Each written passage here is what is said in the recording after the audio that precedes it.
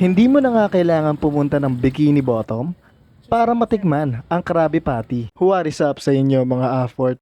Ngayong araw ay hinanap nga namin tong Kennedy's Charcoal Grilled Burger. Ito nga pala yung menu nila. Yung mga pagkain nila dito nagre-range from 48 pesos, may dalawang burger ka na, to 175 pesos naman yung kanilang Kennedy's Signature Burger na mayroong special sauce, lettuce, onion, tomatoes, double patty, cheese sauce, pineapple at bacon. Huwag na natin patagalin yan. Tara na tikman, Kennedy's Signature for 175 pesos. Hindi na magkasya sa bibig ko. Sinlaki ba naman ng mukha ko yung burger eh. Lasang-lasa mo yung homemade na patty nila. Yung pinya, tsaka yung special sauce. Kaya pala isa to sa mga bestseller nila. Panalo. Sunod naman natin tong pinaka-aabangan ko. Yung kanilang Krabby Patty for 160 pesos.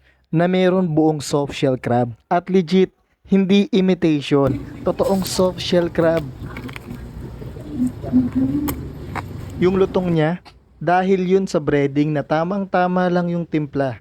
Kasi malalasahan mo pa din yung freshness nung crab na ginamit nila dito. Sarap. Fish and fries for 98 pesos.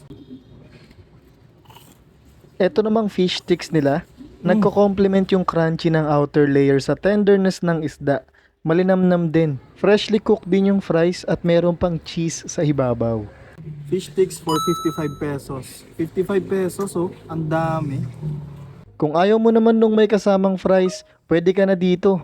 For 55 pesos, hindi tinipid yung bigayan. Located nga pala ang Kennedy's sa 34 Wacat, La Loma, Quezon City, Metro Manila. Malapit sa E. Rodriguez Junior High School. Pag nakita nyo yung Malaya Park, nasa tapat lang sila nun. Maraming salamat sa lagi nyong panonood mga afford. Kita kits!